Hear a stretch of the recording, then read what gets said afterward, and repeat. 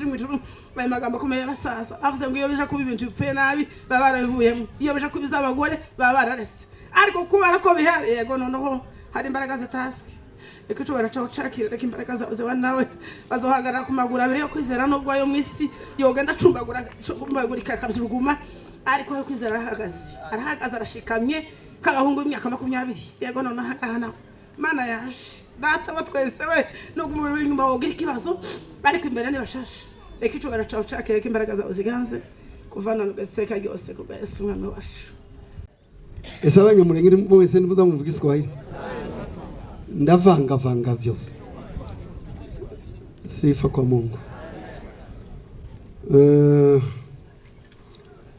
Reka nsome ijambo ry'Imana mu rwandiko rwa Petro wa mbere ibice 4 murongo wa 7. Nabari umuntu ufite Igiswahili nasangwa ari tayari asome babiri. Ni waraka wa kwanza wa Petro sura ya 4 mstari wa 7. Ni pale nitazungumza maneno mafupi. Tawabonye. Esoma mu Kinyarwanda pastor. Petro wa mbere 4:7. Igice cya 7 murongo wa 7. Yego. Iherezo rya byose riri bugufi. Nuko mugire ubwenge, mwirinde ibisindisha, mubone uko mugira umwete wo gusenga. Amen. Amen. Ufite Igiswahili? Tusome Kiswahili. Lakini mwisho wa mambo yote umekaribia. Basi iweni na akili mukeshe katika sala. Amen. Surasome mu Kinyarwanda Ibyahishuwe igice cya 20 usome 11 urasoma nk'amavezi nkane byenda. Dusome. Inasema kitabu cha Ufunuo wa Yohana 20 mstari wa 11. Dusome mu izina rya Yesu. Mbona intebe y'ubwami nini yera, mbona niyicayeho, isi n'ijuru bihunga mu maso hayo, ahabyo ntihaba kiboneka. Mbona abapfuye, abakomeye n'aboroheje bahagaze imbere y'iyo ntebe, nuko ibitabo birabumburwa, kandi n'ikindi gitabo kirabumburwa, aricyo gitabo cy'ubugingo. Abapfuye bacirwa imanza z'ibyanditswe muri ibyo bitabo zikwiriye ibyo bakoze.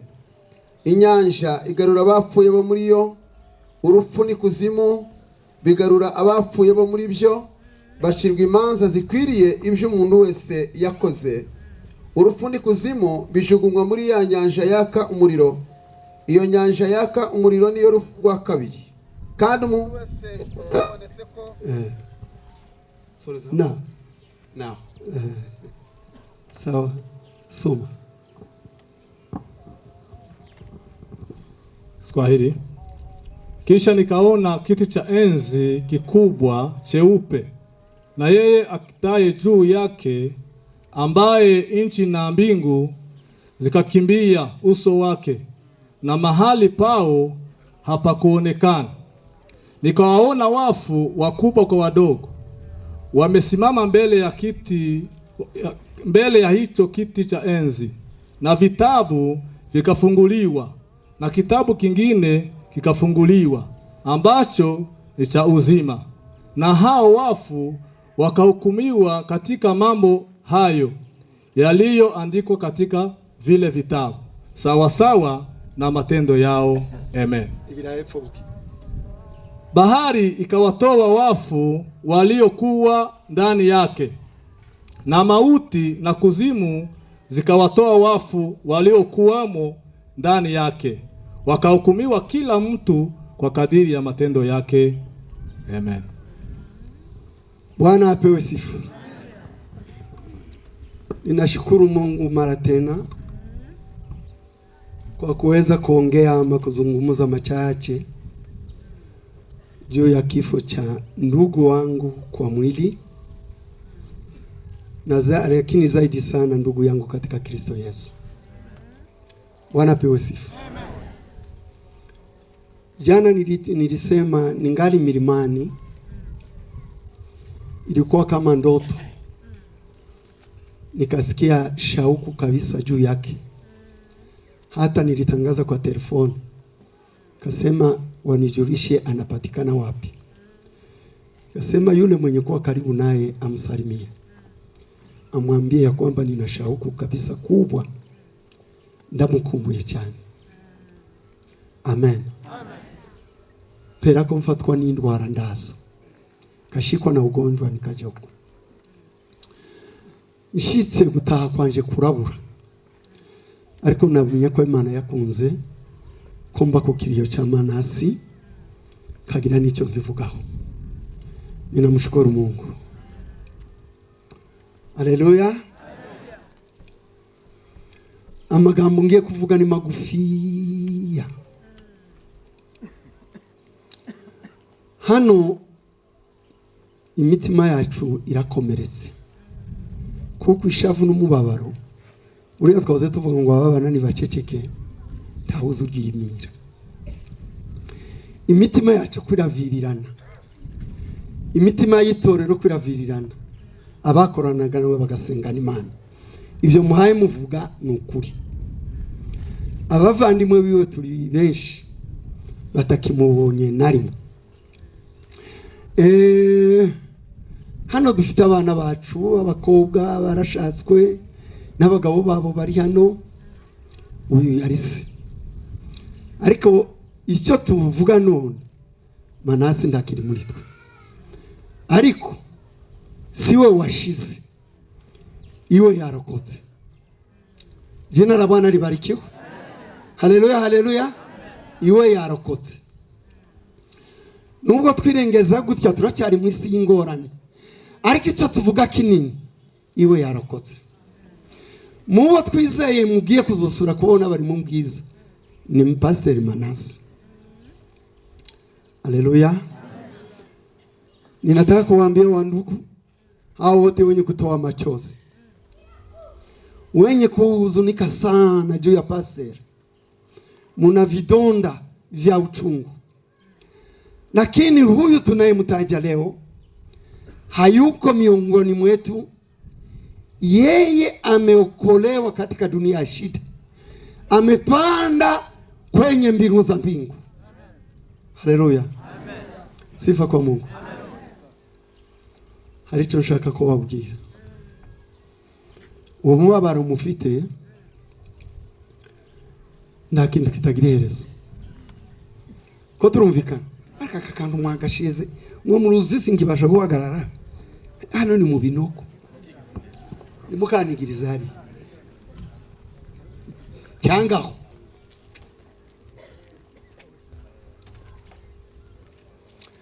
Bwana asifiwe. Icyo shatse kubabwira nta kintu kitagira iherezo.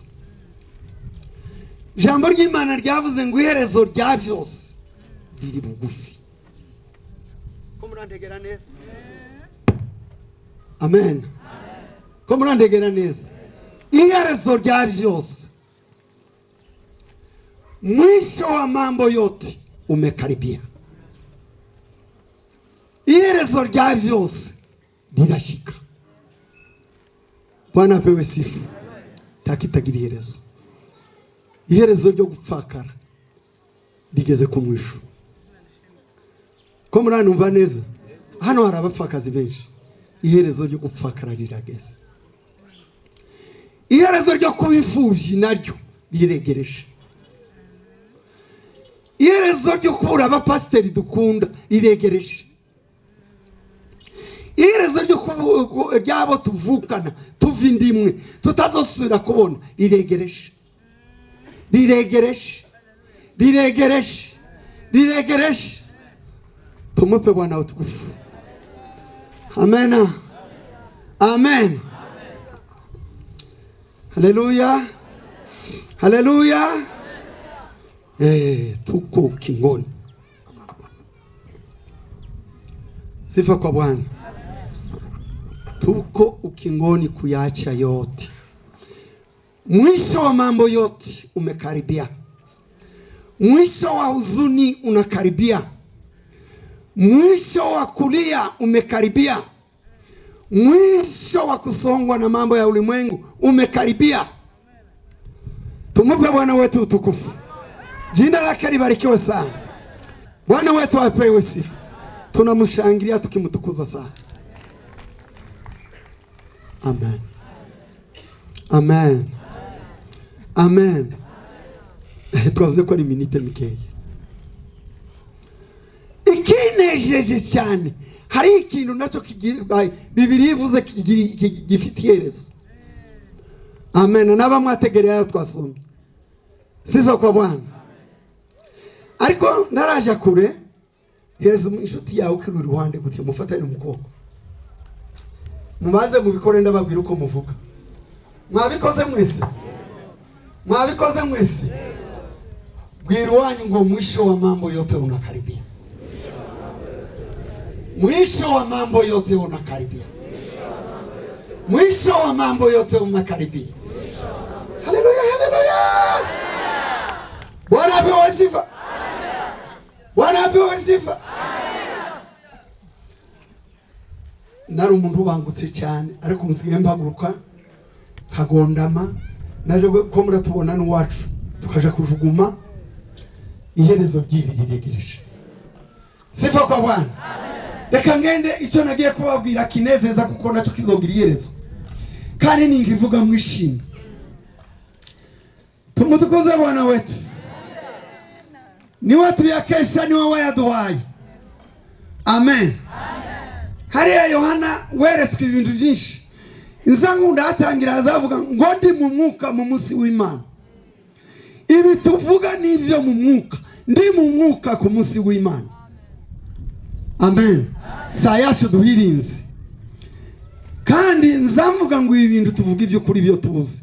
Iyo tubisanga bitarimwe kamaro tuba twarabivuyemo. Sinzava mu byo Kristo yanigishije ubwo nari mu mwuka. Bwana apewe sifa. Jina lake libarikiwe. Amen. Amen abakristo. Twasomye Yohana ari mu mwuka. Yavuze ngo ngiye kubona ngo mbona intebe y'ubwami. Ko muranumva neza. Nikaona kiti cha enzi. Mbona intebe y'ubwami. Amen. Ubwo bwami reka maze mbamene n'irindi jambo Yesu yavuze. Yaravuze ngo nimuhumure mukumbi muto ngo data yashimye kubaho ubwami. Haleluya. Tumushangilie Bwana. Haleluya. Bwana amependa. Imana yabahaye ubwami.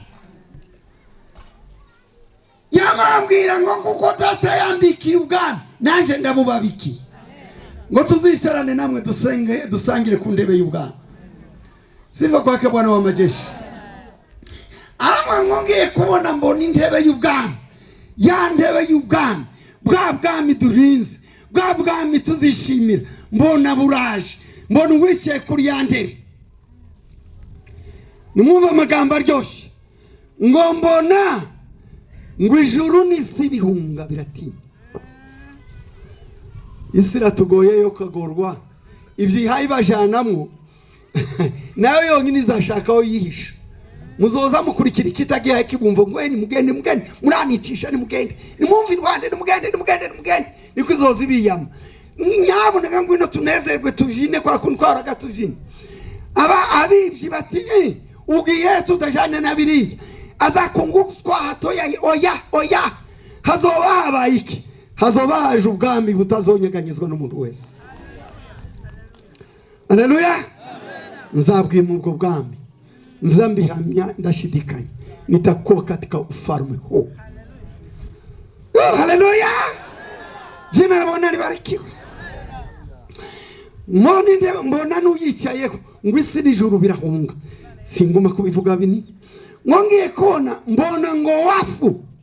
Nikaona wafu wakubwa kwa wadogo.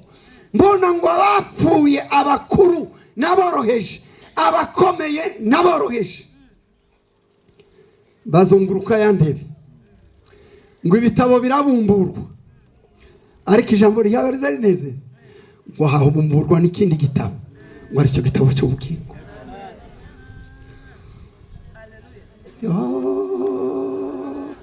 buraje ubugingo, buraje ubugingo, buraje ubugingo. Haleluya, haleluya. Kiraje ngo mbona habumbuwe n'igitabo cy'ubugingo. Sifa kwa Mungu. Bene nyiracyo murahari, abizeye Kristo mukizera amaraso yiwe meza murahari. Bana wabariki murahari. Mbona igitabo cy'ubugingo ngo abo mwisi bacirwa urubanza bakurikije ngo ivyanditswe muri birya bitabo bindi. Usome neza niko wavuga. Sinkurikira gusobanura ivyo bitabo n'ibindi gusa. Hari ikintu ngaye nkurikira ko babwira. Icyo cy'ubugingo nacyo kiraho. Ariko ijambo rinezeza. Amen. Ngo mbona ngo inyanja ngo itangiye kugarura abapfuye ajanye nakuzimu, zitangira kubagarura. Ningo kubwira Imana ati uje warakaye ngabo habe n'isima zizobomoka. Inyanja igarura abapfu bayo, bizahinduka. Sifa kwa Bwana. Bizahinduka. Imana ntiyabivuze. Jina la Bwana libarikiwe. Ntiyabivuze. Ubu ngubu ko ndavuga ngo uwo munsi tuzobwambara. Ngubu yageze mu rwambariro. Ko buranumva neza. Ngubu yageze mu rwambariro. Hasigaye twebwe nimureke turirimbe ngo none mwami ntunganye. Ururimi rwanje urweze. Nanje nzoririmbiriyo. Mu mwenda w'igitare ungwiriye muri cya gitondo. Sifa kwa Mungu. Urupfu ruzohunga niruzosubira kutubira Rwanda. Reka turangize. Amen. Ndarangiza ku karirimbo murambabarira.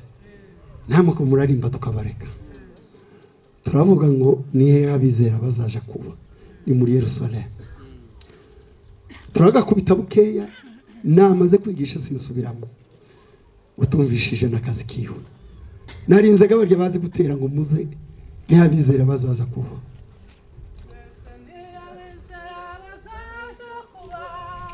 Ni muri Yerusalemu Imana warimishijwe niyo bazati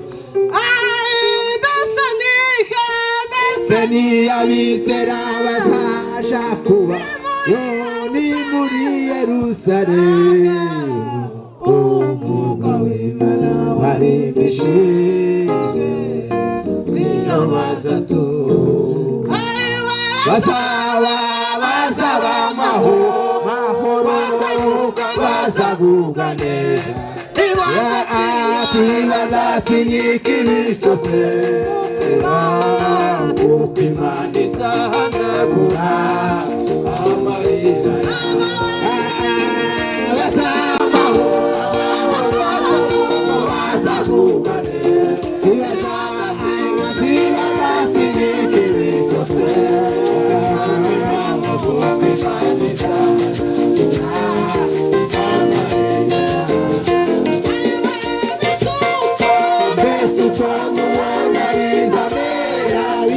Yesu mwami natwe akira hamwe n'abamarayika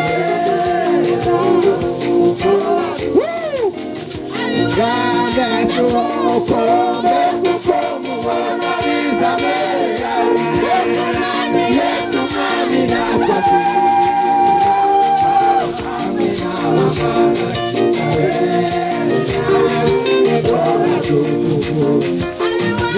Tuzishima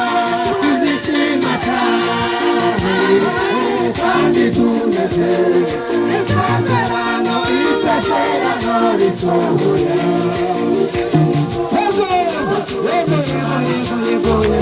Tuzishima cyane Tuzishima cyane kandi tunezerwe Isezerano risohoye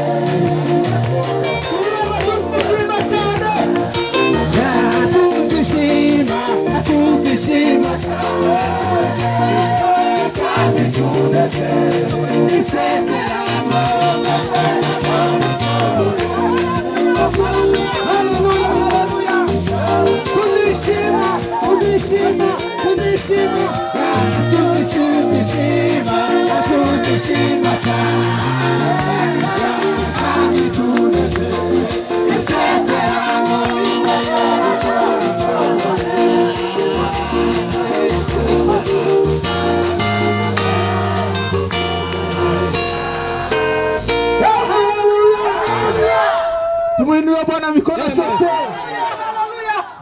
asifiwe. Abari aha twese tubona ibiganza tuzishima cyane kandi tunezerewe. Isezerano risohoye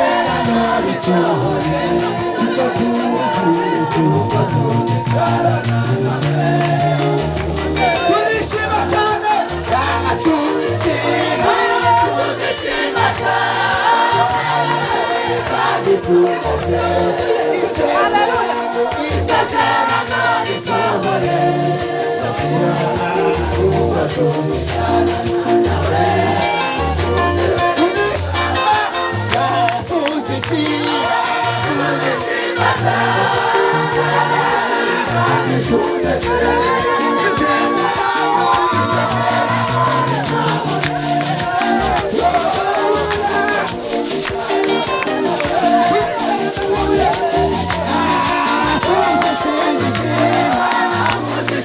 cyane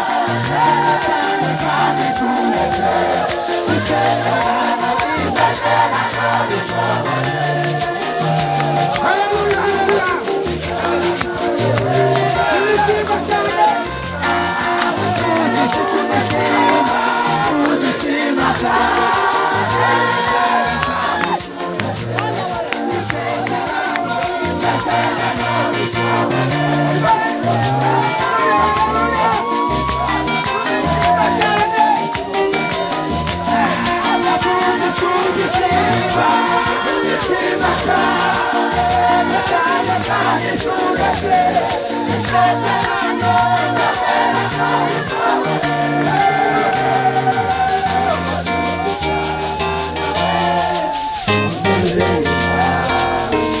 Imana ibahereze umugisha.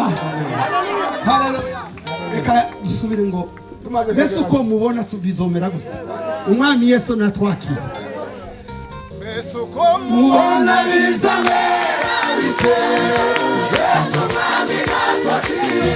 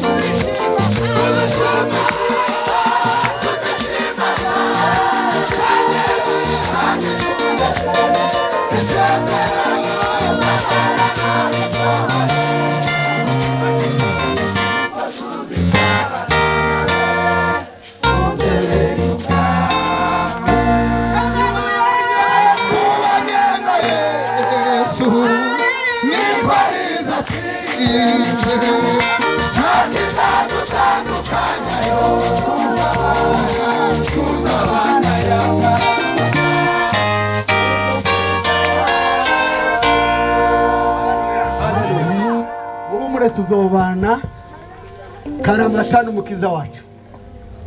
Sifa kwa Bwana.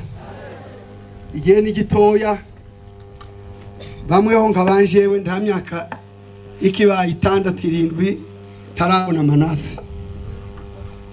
Uko niko mbyizeye. Nta myaka yanje igiye gushira ngo igere 10 tutarabona. Nzamubaramukiriza. Nzamubwira ko twabyiniye ku munsi w'icyo. Amen.